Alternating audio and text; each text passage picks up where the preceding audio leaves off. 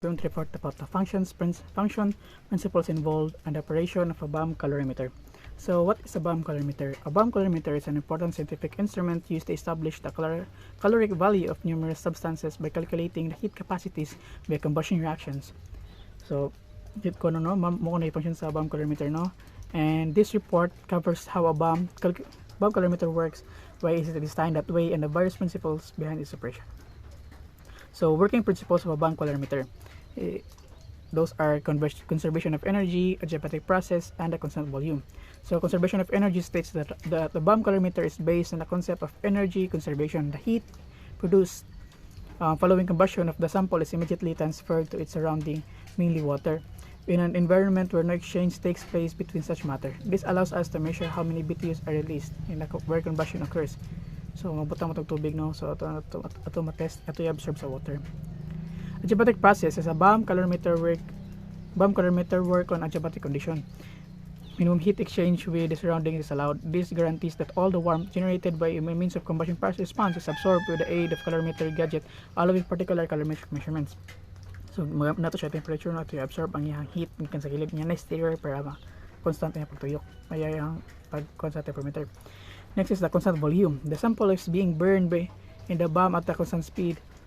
Constant volume through sealing the sample of high pressure vessel, which can enhance the no expansion or contraction of gases during the heat reaction. Consequently, the heat measured accurately reflects constant volume and combustion heat. Next, the heat capacity. So by calculating the heat, by getting the heat capacity, we need to calculate the heat released. So the calorimeter setup has a known heat capacity, which includes the water in the bomb. One can be measured the temperature change of the surrounding. The bomb can calculate the heat released during the combustion using the formula Q is equals to MC delta T, where Q is the mass of the water, C is the specific heat of the water, and delta T is a change of temperature sa nasa itong termo o sa itong i-transfer no. So magamit ang machine na dyan na yung procedure sa operation. So those are the simple preparation, assembling the bomb, and the immersion in water. So the sample material is weighed out and accurately and placed in a non-reactive crucible or capsule. So pagbutang ito no, itong baga ay naputaw. Ito iso niya ilak to siya, seal to siya ayo.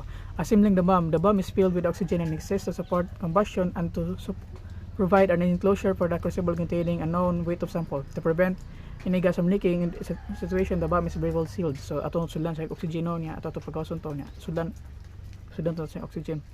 Immersion in water. The bomb is immersed in a specified amount of water located inside the calorimeter vessel. So butang to tubig para to absorb sa thermometer. Ignition and temperature measurements. Ang ignition kuno is a spark or electrical current lights the samples in the bomb, leading to its combustion. So tungod sa ignition buto atong yang sample. So the heat releases sample burns increases the temperature of the surrounding water, which is detected by explicitly sensitive thermometer or thermocouple.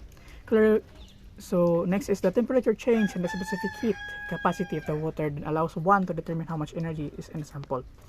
So calibrating the bomb calorimeter is the importance of bomb calorimeter. Calibrating the instrument against the standards of known as considerations a methodological approach, which can be used to detect and correct for systematic errors, thereby improving the accuracy of subsequent measurements. So by calibration ko no, makuha na itong accurate na measurements. Defining parameters. Calibration gathers precise and consistent data by defining heat-related properties like the calorimeter specific heat and the thermal constant. So importante yun ang calibration of bomb calorimeter no. Lastly is the importance of accurate test results. So by getting the is magwa ta gamit ang natay quality control, research and development, and environmental monitoring.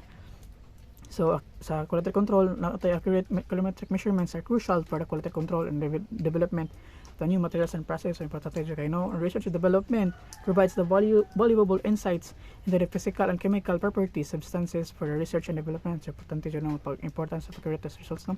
And lastly is the environmental monitoring. So accurate calorimetric data is essential for understanding environment phenomena such as climate change. Thank you.